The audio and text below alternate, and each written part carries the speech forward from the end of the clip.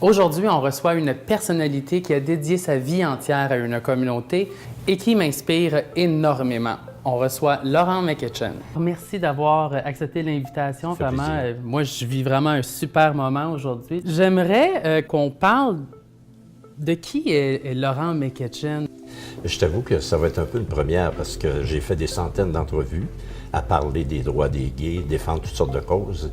Et je me suis toujours abstenu de parler de moi-même parce que je trouvais que c'était pas moi qui était le sujet, mais j'avais une cause à représenter. Donc, parler de moi, là, c'est comme une première pour moi. Là. C'est une première épreuve. Donc, ça commence par où, là, Laurent McEachern? Vous venez de quelle ville? Moi, je viens d'une petite ville minière, Thetford Mines, dans les cantons de l'Est. Donc, je suis né en 1942, donc c'est pas d'hier, hein, ça fait un bon petit bout de temps. Donc, je suis né dans une famille unie, heureuse, un bon papa, une bonne maman. J'ai 2 frères, une sœur.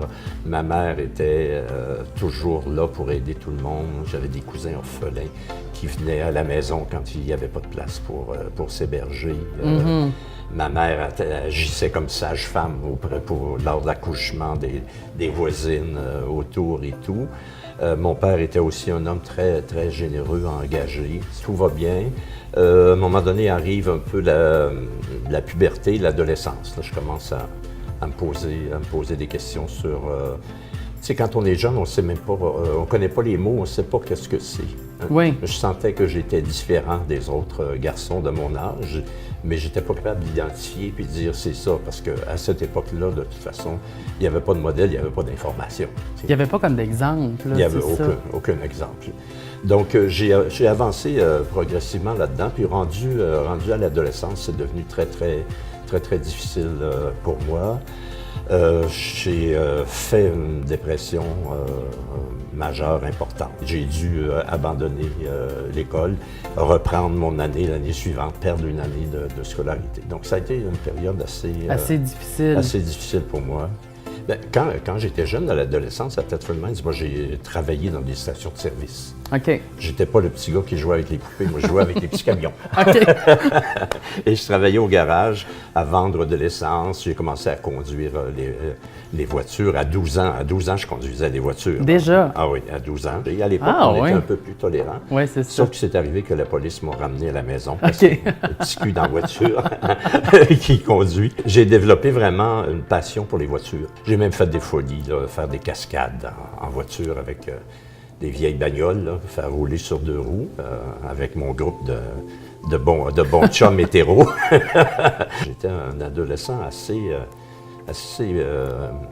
actif. Rock and roll, qu'on dit. Rock and roll, comme on dirait. Oh, oui. Je suis arrivé à Montréal en 64 et j'avais une formation en éducation, donc j'ai travaillé pendant 2 ans dans un centre de rééducation pour jeunes délinquants. Ah oui? Et c'était une expérience agréable, mais qui était à la fois difficile parce que, compte tenu de mon orientation sexuelle, j'étais toujours avec des garçons qui finalement avaient presque mon âge. Moi, j'avais 22 ans, puis j'avais des garçons de 20 ans. J'étais leur éducateur qui me cruisait en plus. En plus, bon. Et la direction de l'établissement avait une peur bleue de l'homosexualité. Ah oui? Donc, personne ne savait que j'étais homosexuel, mais disons que moi, je me sentais pas bien. Je suis resté une couple d'années, puis après ça, je suis parti. J'ai travaillé dans le réseau d'aide sociale et la sécurité du revenu. Et là, j'ai commencé à occuper des postes de cadre et puis monter dans la hiérarchie. Là. Comment on se sent dans ces années-là de vivre quelque chose qu'on n'a pas le droit de vivre? C'était interdit par la loi. Le code criminel punissait d'emprisonnement des homosexuels. Si tu étais pris sur le fait que tu déclarais que tu pouvais aller en prison, les psychiatres, eux, essayaient de traiter les homosexuels parce qu'ils considéraient que c'était une maladie mentale. Puis encore dans le monde, il y a des pays où ça se produit encore, ça. C'est pour ça qu'il ne faut pas arrêter la lutte contre l'homophobie. Mais tu sais, quand tu te sens... c'est un rejet total de la société parce que tu es criminel, tu es malade mental, tu n'as pas le droit de vivre ce que tu es. Donc, tu es obligé de garder tout à l'intérieur puis de tout cacher. J'ai eu des colocs qui ont été de mes colocs puis qui ne savaient pas que j'étais gay. Je n'étais pas capable de dire que j'étais homosexuel, donc je ne pouvais pas vivre non plus, sauf des aventures ici et là qui pouvaient arriver accidentellement. comment c'était à Montréal dans ces années-là? Bien, à Montréal, il y avait des bars. Okay? Ouais. Mais moi, quand je suis arrivé à Montréal, je travaillais dans mon centre, c'était à Rivière-des-Prairies, avec les jeunes délinquants. Et j'avais mes amis hétéros, donc j'allais pas dans les bars gays. Je connaissais pas les bars. C'est des bars quand même assez clandestins dans ces années-là. Là. Ça se faisait dans des places où on savait un peu 24 heures à l'avance. Oui, tout à fait.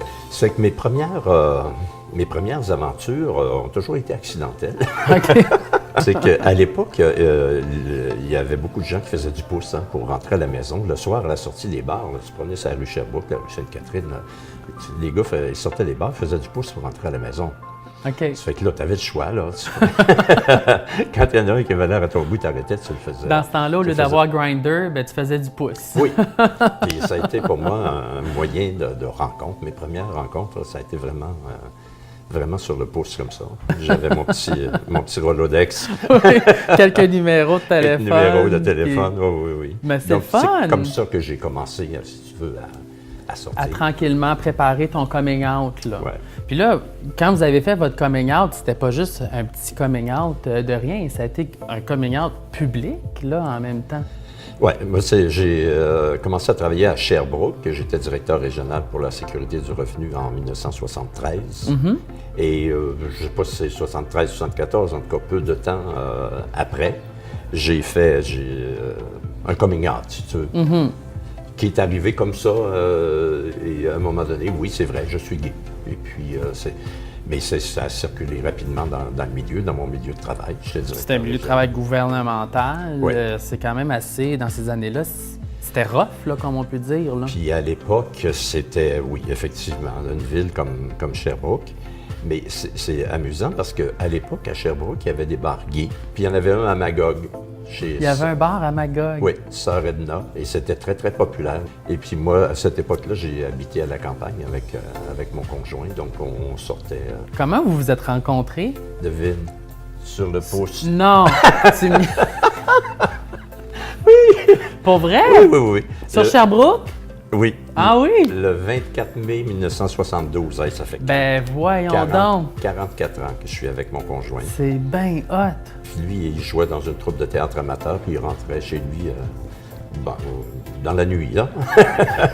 Là, quand vous l'avez rencontré, vous l'avez su, he's the one, comme on dit. Là. Ben, je l'ai invité à prendre un verre à la maison. Et on est restés toujours ensemble et on habite ensemble depuis, disons que peut-être les premiers 6 mois, on n'habitait pas ensemble. OK.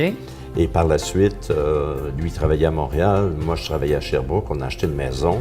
C'est mon copain, mon chum, qui a décidé, il a pris la carte, puis il a dit entre Montréal et Sherbrooke, il y a Granby-Bromont. On s'installe là. Lui, il était jeune, il avait 21 ans, il commençait sa carrière. Moi, j'avais une promotion parce que c'était aussi pas mal le début de ma carrière, donc on voulait faire nos carrières. Ça fait qu'on a dit on s'installe entre les deux et on voyage soir et matin.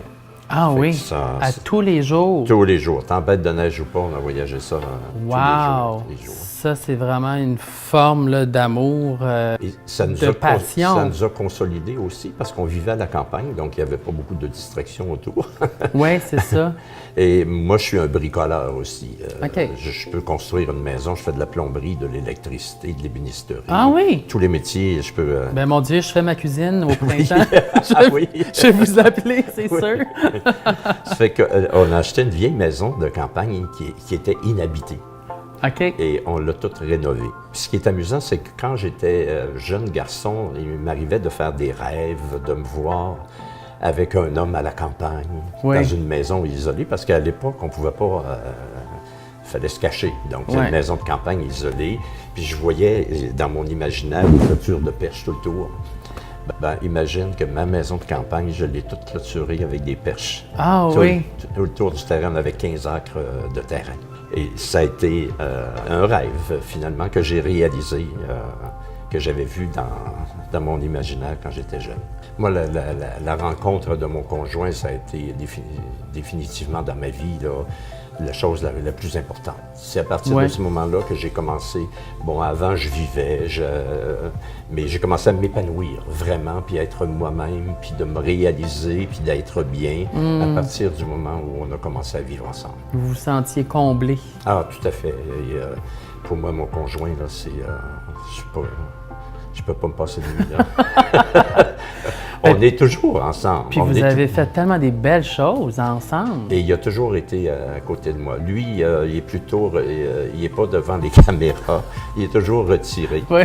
Mais comme ce matin, avant de partir, là, il m'a dit, bon, ben mets donc un T-shirt noir. Puis c'est lui qui me conseillait. Là. Ah oui, il est toujours là pour... il est styliste, puis il cuisine soutenir. bien. C'est quelqu'un qui est chaleureux de sa personne. Oui, il est enveloppant. Oui, très enveloppant. Très généreux. C'est le meilleur gars du monde. J'adore. Je ne le changerai pas.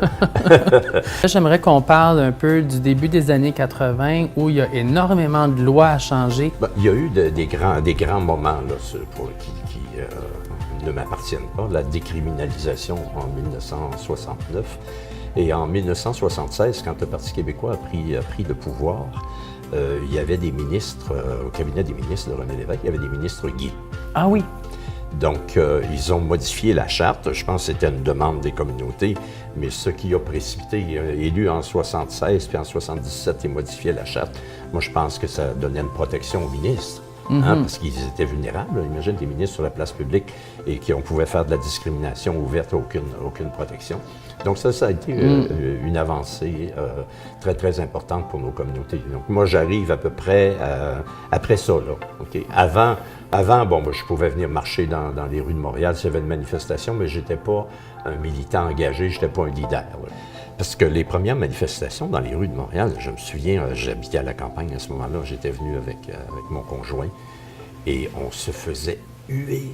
Puis il y a des gens qui passaient en voiture, là, puis ils feignaient de nous rentrer dedans, là, ils donnaient un coup de volant, là, puis ils klaxonnaient, puis on avait fait la rue Sherbrooke, on était descendu sur Peel, on était allé jusqu'au Peel Pub. Ça avait été pour moi une expérience, c'est la première fois là, que j'étais vraiment... oui, ça se passait tout sur Peel là, dans ce temps-là. Oui. Quand j'ai commencé, moi, là, il y avait l'ADGQ, l'Association pour la défense des droits des gays du Québec. OK. Et je me suis joint à cette association-là à ce moment-là. Et ça a été le début de mon implication. Puis après ça, les lesbiennes se sont rajoutées. Oui, peu de temps après, ils ont changé le nom pour ajouter lesbiennes, parce qu'au début, c'était seulement les garçons. Après ça, il y a eu des filles qui se sont joints au groupe. Et c'était le groupe qui représentait la défense des droits. Puis ça s'est dissous quelques années plus tard. Je n'ai pas encore vraiment l'explication pourquoi, à un moment donné, l'association s'est dissoute. Okay. Mais il y a eu d'autres groupes qui ont pris la relève. J'aimerais que vous nous parliez de l'élément déclencheur qui a fait, moi, Laurent McEachern, je vais m'impliquer, et ça jusqu'au bout pour ma communauté LGBT. Ma première application, ça a été Gay Écoute. OK. J'étais encore à la campagne, puis j'avais fait application parce que je voulais devenir écoutant. Après ça, je suis arrivé à Montréal, puis en 82, je suis arrivé à Gay Écoute. C'était un petit groupe, il y avait quelques bénévoles qui écoutaient 3 soirs par semaine. Et je pense en 6 mois, j'étais devenu président, puis là, j'ai commencé à m'engager à vouloir développer Gay Écoute. Mais à l'époque, il n'y avait pas de programme de subvention, il n'y avait pas d'aide. OK. On avait un placard. Quand on dit un placard, là, c'était un vrai placard. C'était la salle d'écoute. Un petit local. La salle d'écoute, il y avait juste une tablette là, pour mettre le téléphone puis le fauteuil. C'était infect et tout. C'était le 263 Sainte-Catherine-Est. Aujourd'hui, c'est un club de danseuses. Ah, mon Dieu, ben là, oui. Au 2e étage. Ah oui? Oui, c'est là que ça a changé de vocation pas mal. C'est là que j'ai commencé mon implication avec Gay Écoute. Et là, progressivement, je me suis vraiment engagé, puis juste développer Gay Écoute. C'était déjà beaucoup de travail. Ensuite, je me suis engagé avec la table de concertation des gays lesbiennes du Grand Montréal, qui était devenu l'organisme, si tu veux, qui a pris la relève, parce qu'il n'y avait plus la DGLQ qui était dissoute. Donc, il y a eu la création d'une table de concertation qui réunissait les organismes autour pour faire les revendications. Mais à ce moment-là, tout le monde était des bénévoles. Il n'y avait pas de subvention, il n'y avait personne qui avait de l'argent et tout. Donc, il fallait travailler vraiment et mettre la main dans notre poche. Donc, moi, j'ai payé le téléphone souvent. Écoute, là. Oui. Et il y a des gens qui ne voulaient pas nous parler, qui nous envoyaient des photocopies. Ah oui? C'est que j'ai dit, on va acheter un photocopieur. Ça fait que ça coûtait une fortune dans le temps. Ça fait que je l'ai payé. Ah oui? Puis après ça, Gay Écoute s'est développé. On a été, je pense, 12-13 ans sans aucune subvention, absolument rien. Il fallait ramasser des sous ici. Tous les bénévoles contribuaient à chaque réunion mensuelle. On mettait notre main dans notre poche, puis on donnait des sous, comme ça. Il y a des moments donnés qu'il fallait faire, je dirais, de la négociation, de la conciliation dans les groupes. Okay. Parce qu'il y a eu des périodes de tension. Je me souviens, à la table de concertation, il y avait un groupe là, qui était les personnes qui étaient les leaders de la table de concertation et ils avaient une approche très, très agressive face au gouvernement avec les représentants. Puis après un certain temps, toutes les portes étaient fermées, ils ne pouvaient plus rien faire. Ils ont démissionné puis ont dit « Bon, ben Laurent, toi, arrange-toi avec ça maintenant. » Ils m'ont donné la mission de continuer. Sauf que moi, j'ai pas pris le même style. J'ai plutôt essayé de former des consensus, rencontrer les gens. J'ai rencontré les caucus des partis politiques, du Parti libéral, de l'ADQ. J'allais sur les plateformes dans les congrès présenter des résolutions. À Montréal, quand il y a eu la formation de Vision Montréal avec Pierre Bouc, j'étais sur le plancher du Congrès pour faire inclure dans le programme pas de discrimination envers les personnes homosexuelles. Donc, j'étais toujours dans une approche positive. Oui. Créer des consensus, se faire des amis. Ça va Très beaucoup important. mieux travailler avec les amis que les ennemis. Oui. Chaque fois qu'on en fait un, on additionne. Si on se fait un ennemi, on soustrait. Exact. Donc, il faut toujours travailler dans cette optique-là, à mon sens, pour réussir. Puis des fois, il faut accepter de faire un compromis, puis on ne pouvait pas aller au maximum tout de suite. Il y a des gens qui voulaient, dès le départ, aller vers le mariage. Moi, j'étais fervent d'un certain étapisme. Une étape à la fois, là. D'aller chercher la reconnaissance des conjoints de même sexe. Après ça, il y a eu une union civile, puis plus tard est arrivé le mariage. Mais le mariage a été pris par d'autres personnes, puis dans différentes provinces. Mais ici, quand même, au Québec, il y a eu des gars comme Michael Hendricks et son conjoint qui ont poussé pour le mariage, alors que moi, je travaillais sur les autres dossiers. C'était le début, pour la première fois, quand on a parlé de ça, c'est la première fois qu'on parlait d'homosexualité sur une forme d'une relation amoureuse, affective et non pas sexuelle. Oui, parce que ça a été un problème, ça, pendant longtemps, qu'on était vus comme des bêtes sexuelles. On parlait toujours d'homosexualité, oui. Puis la discrimination contre les homosexuels et tout. Mais quand on a commencé à inclure le débat des conjoints de même sexe, on était sur le même débat que les personnes hétérosexuelles, parce qu'on pouvait parler comme vous vivez une relation amoureuse, affective, bien, c'est ça qu'on veut vivre aussi. On a le droit d'aimer nos conjoints. Donc, on a pu rejoindre vraiment la population en étant sur le terrain de l'amour, l'affection, la relation, plutôt que la sexualité. Le moins on parlait de sexualité, à mon sens, mieux c'était. Plus on parlait d'amour, mieux c'était. Donc, je voyais venir l'égalité juridique. On approchait de tous les droits des conjoints, la discrimination et tout. Je me disais, bon, une fois qu'on va être rendu là, il faudra bien travailler au niveau de l'égalité sociale. Pour moi, c'était ma définition, égalité juridique, égalité sociale. Et pour faire ça, ça nous prenait un véhicule, une organisation. Donc, j'ai créé la Fondation Émergence, dont la mission, c'est de faire de l'éducation, de la sensibilisation, de la lutte à l'homophobie. OK. Donc là, on n'était pas dans la recherche des droits, mais plutôt dans l'éducation. Donc, c'est pour ça que la Fondation a été mise sur pied en 2000. Puis, naturellement, ça n'a pas arrêté là. Vous avez parti une journée internationale contre l'homophobie et la transphobie qui, maintenant, est connue partout dans le monde, là. Tout à fait. La première fois, c'est en 2003. Bien, quand je dis qu'il fallait faire de l'éducation, de la sensibilisation, il faut bien avoir des moyens. Ben oui. Donc, on a dit, on va créer une journée. On l'a créé, là, au début, c'était la journée nationale. On ne peut pas être international du jour au lendemain puis de se proclamer « je suis international ». Ça fait qu'en 2003, ça a été la journée nationale. En 2004, en Belgique et en France, ils ont repris l'idée puis ont commencé. OK. Puis après ça, en 2005, là, c'est devenu la journée internationale. Et le 17 mai a été suggéré par les groupes français de retenir le 17 mai parce que c'est le 17 mai 1990 que l'Organisation mondiale de la santé a retiré l'homosexualité des maladies mentales. Oh, wow! OK. Donc, ça devenait une date symbolique, le 17 mai. Donc, on a accepté de prendre cette journée-là. date-là. Donc, maintenant, autant en Europe qu'ici, c'est le 17 mai. Puis après ça, c'est ajouté. Au début, il n'y avait pas la transphobie. Donc, avec l'évolution, à un moment donné, on avait fait un bout de temps sur l'homophobie. Donc, la transphobie s'est ajoutée par la suite. Ça doit être magique de voir que cette journée-là évolue à chaque année, se transforme et devient, je pense, de plus en plus productive. Moi, j'y suis plus. Hein. J'ai pris ma retraite du bénévolat et du militantisme depuis 2-3 ans. Mais quand je vois à chaque année les manifestations, la journée de lutte contre l'homophobie, quand je vois Gay Écoute, qu'il y a des programmes et que les choses vont bien, ben, je suis très heureux, très content parce que j'ai travaillé tellement longtemps pour mettre les organisations comme votre sur bébé. pied.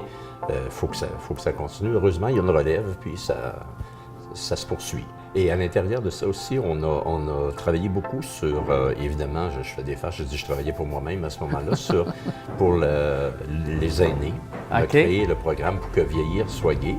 C'est un programme qui a quand même quelques années. C'est un programme de sensibilisation qui s'adresse à toutes les personnes qui travaillent auprès des aînés. C'est pas le public cible, c'est pas les aînés gays, mais c'est les établissements, les travailleurs, les gens qui sont autour des aînés pour leur dire, dans votre clientèle, là, les gens autour de vous, portez attention, il y a des gays et il y a des lesbiennes qui sont là, puis ont peut-être des besoins particuliers, puis peut-être que vous pourriez les aider. Donc, c'est ça le programme Pour que vieillir soit gai, qui est toujours un programme actif depuis plusieurs années, qui a fait beaucoup de chemin. Puis là, moi, dans les réseaux sociaux, j'ai vu dernièrement que vous avez un nouveau projet, que ça fait peut-être 2 ans que vous avez parti? Le Fonds diversité sexuelle. Oui. Oui. C'est quoi exactement? Bon, l'idée de ça, c'est qu'il y a beaucoup de gays qui n'ont pas de famille, qui n'ont pas d'enfants. Puis quand ils arrivent à la fin de leur jour, ils laissent l'héritage à des communautés religieuses, aux centres hospitaliers, ou souvent des neveux et nièces qui n'ont jamais vu, qui ne sont jamais occupés d'eux. Donc l'idée, c'est de dire, ces gens-là, pourquoi qu'ils ne laisseraient pas leur héritage ou une partie de leur héritage pour le bénéfice de la communauté. Donc, c'est un fonds. Communauté auquel ils appartiennent. Ben oui, c'est leur communauté. Ben oui. Et tout ça, c'est géré par la Fondation du Grand Montréal, qui est une grande fondation, il y a des professionnels qui gèrent l'argent et tout. Donc, moi, j'ai créé le fonds qui porte mon nom, Fonds diversité sexuelle Laurent McCutcheon, et j'invite les gens à se joindre à ça. Et s'ils vont chez le notaire, ben quand vous faites votre testament, indiquez que le résidu de votre succession, vous voulez que ça aille dans le fonds. C'est pas plus compliqué que ça va s'en aller là. Et ce qui est intéressant dans ce programme-là, c'est qu'on a l'assurance que ce qu'on va donner ne sera jamais dilapidé. On va redistribuer uniquement les revenus d'intérêt. Donc, si tu laisses 100 000 $ ou 1 million, peu importe le montant que tu vas laisser, il va être le capital protégé, puis on va redistribuer les revenus de placement.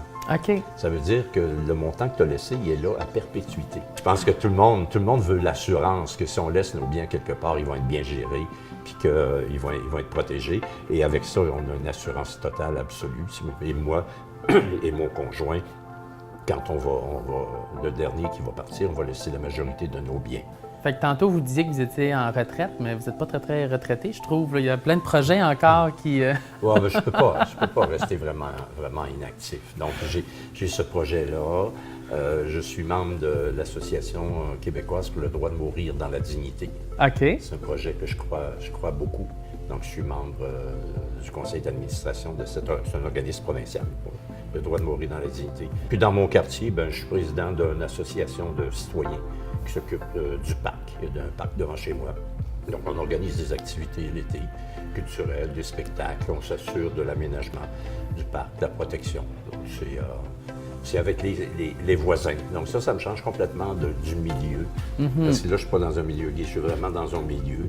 Et ça m'a permis de connaître tout le monde autour. Je sors, là, je suis comme un village chez nous. Moi, je sors, je connais tous les voisins. C'est à Montréal. C'est le fun, ça, ben oui, ce genre d'énergie-là. Tu vis dans l'amour. Moi, j'ai été élevé dans une petite ville, puis j'aime ça parler au monde, puis j'aime ça côtoyer les gens. Je sors là, je parle avec tout le monde. Quelle est l'importance de faire un coming out public quand on est une personnalité publique, justement? Moi, je pense que premièrement, c'est qu'ils ne peuvent plus mentir. C'est déjà ça. Les personnalités publiques, s'ils ont un pouvoir qu'un individu n'a pas, hein, c'était à la télévision, quand Danny Turcotte fait un coming out, là, il y a 1 million de personnes qui regardent ça chaque semaine. Exact. Hein? Ça a une répercussion beaucoup plus grande qu'un individu. Mais un individu qui va qui est dans le placard puis qui va marcher dans le défilé, c'est un coming out. Parce qu'il y a du monde, il y a une foule. Puis la première fois, il y a plein de gens qui ont fait leur premier coming out là, en allant marcher à la fierté dans la rue. Oui, mais c'est très important comme personnalité publique de faire son coming out. Moi, je me souviens, moi, je viens du Nouveau-Brunswick, puis d'un petit village aussi, de Bathurst, puis je me souviens que les trios mecs comiques étaient venus à mon école, où Alex Perron était un des comédiens dans la pièce, puis quand j'ai vu Alex Perron sur la scène pour la première fois, j'ai vu quelque chose que j'avais jamais vu. Moi, je lui ai déjà dit, il était sur une terrasse l'été passé, puis je lui ai dit rapidement comme ça, tout bonnement, j'ai dit « Tu le sais pas, là, mais t'as changé ma vie. » Puis là, il m'a regardé, il était comme « Ah, ben OK. » J'étais comme « Bon, ben merci beaucoup, bonne soirée, mais J'étais allé le chercher comme porte-parole pour Gay Écoute. Ah oui? On l'avait mis dans une voiture décapotable pour faire le défilé au nom de Gay Écoute. C'était le délire tout le long. Ça a été vraiment, là, il était applaudi. Les gens l'aiment. Oui. Même les hétéros aiment Alex. Une personnalité très colorée, très attachante. Oui, c'est significatif, je trouve. Une journée dans la vie de Laurent McEachern aujourd'hui, ça ressemble à quoi? Ben, c'est beaucoup plus relax, effectivement, que ça l'était très relax, il y a quelques années. Le matin, moi, je suis un amateur de politique et d'actualité. Donc, l'avant-midi, c'est pratiquement consacré à la lecture des médias. OK. Je vais aller sur Facebook, je vais aller sur Twitter. Après ça, je lis Journal de Montréal, Le Devoir, La Presse. Mon avant-midi, c'est de l'information. Ouais. Puis là, c'est rendu l'heure de manger. Là, il y a mon conjoint qui prépare le repas, puis moi, je bouffe. Le cordon bleu. Le cordon bleu fait la job. Apparemment, c'est le meilleur cook en ville. Oui. Va falloir aller voir ça prochainement. Et après ça, bon, dans l'après-midi, souvent, là, je vais avoir une activité. On peut aussi bien aller au cinéma ailleurs, ou je peux avoir une activité liée à mes quelques engagements qui me restent. Là. Comme un petit tournage, comme aujourd'hui. Oui, comme ça, par exemple. ou une entrevue à la télé. Pour le futur, hein, qu'est-ce que vous aimeriez voir dans le futur? Là? Moi, je pense que la prochaine étape, il faut parler d'inclusion. Parce que la lutte à l'homophobie, moi, j'ai mis la journée sur pied. Mais l'homophobie, c'est une discrimination. Donc, on s'est battu contre la discrimination. On ne veut plus qu'il y ait de discrimination. Mais l'autre pas qui reste à faire, c'est qu'on doit être inclus dans l'ensemble de la société. Moi, j'essaie toujours de voir où on sera dans 5 ans, dans 10 ans. Oui. Ça a toujours été ma façon de... Vous êtes visionnaire, vous. De voir au-delà. Aujourd'hui, là, on est dans la lutte à l'homophobie, mais dans 10 ans, il ne faut plus être dans la lutte à l'homophobie. Il faut être vraiment dans l'inclusion. Et c'est comme ça que je voudrais qu'on puisse arriver à travailler pour l'avenir. Ce qui reste encore, toutes ces choses à faire pour l'avenir. Et c'est un beau plan pour les jeunes comme toi et les autres. Bien, il faut continuer. Bien, merci beaucoup. Bien, ça m'a fait Vraiment, plaisir. un super moment que j'ai vécu. Je me suis senti relax, ça a bien été. Ouais. Parce qu'on t'a vu à LCN. Bien, j'ai fait plein d'émissions, mais je parle tout le temps la télé. D'un sujet particulier. Là, j'en fais plus beaucoup, mais il y a été une période où j'en faisais toutes les semaines. Je faisais les médias tout le temps. Ouais. Je faisais même les radios poubelles de Québec toutes les semaines qui m'appelaient. Ah ouais. Puis ils m'engueulaient, je les engueulais. Moi, je me disais, il y en a qui disent qu'il faut les boycotter. Moi, je dis, il ne faut pas leur boycotter, il faut leur parler.